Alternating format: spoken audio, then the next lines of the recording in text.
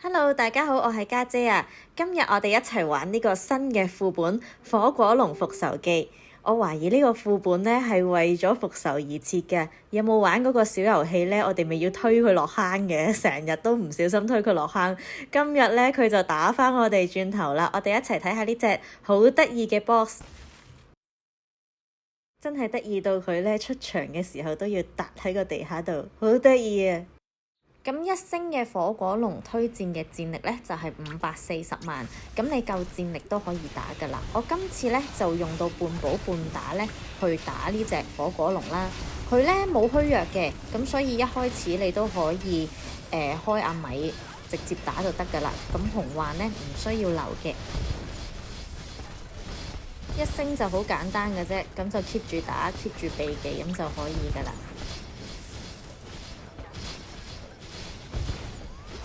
咁去到 AOE 咧就唔好掛住輸出啦，就要落盾啦。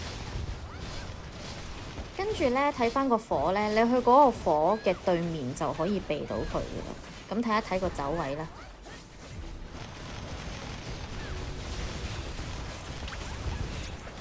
去到呢個位咧，彈就要硬食一個技能。咁彈得住就唔使落盾，彈唔住嘅話咧，寶師就要落盾俾佢啦。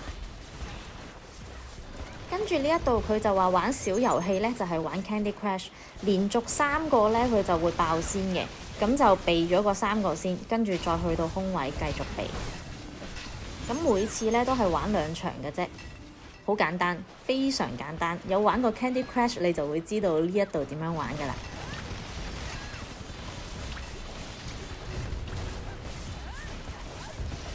跟住都冇乜太大特別㗎啦，就係繼續打佢咯。你見嗰隻被控制嘅小丸紅呢，係聯動嗰隻怪獸呢，我哋都無視咗佢，咁所以唔係好使打。除非你好想要嗰啲獎勵，你就去打啦。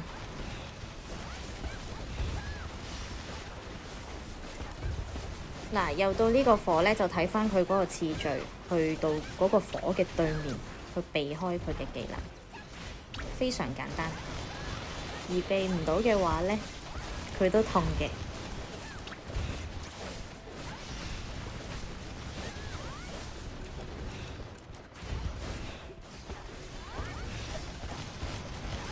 見到個鏡頭一轉，又玩 Candy Crush 啦，咁又要避啦。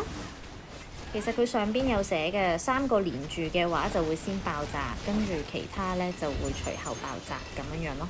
嗱，又第2鋪啦，咁第2鋪會多啲嘅。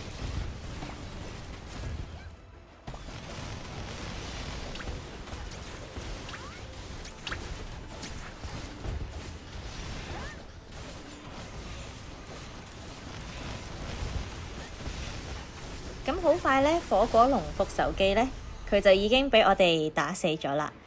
咁佢好快呢都會再返嚟嘅，因為我哋之後就會打2星啦。多謝你哋睇到呢度啊，同埋都多謝大楓樹嘅寶寶呢，同我哋一齊玩。今次呢，佢哋好緊張㗎，因為佢哋知道要拍片。我哋今次拍片呢，就有芝芝啦、艾龍啦、傻奶啦同埋柯柯，好叻啊！你哋零失誤啊！咁我哋下次再見啦，拜拜。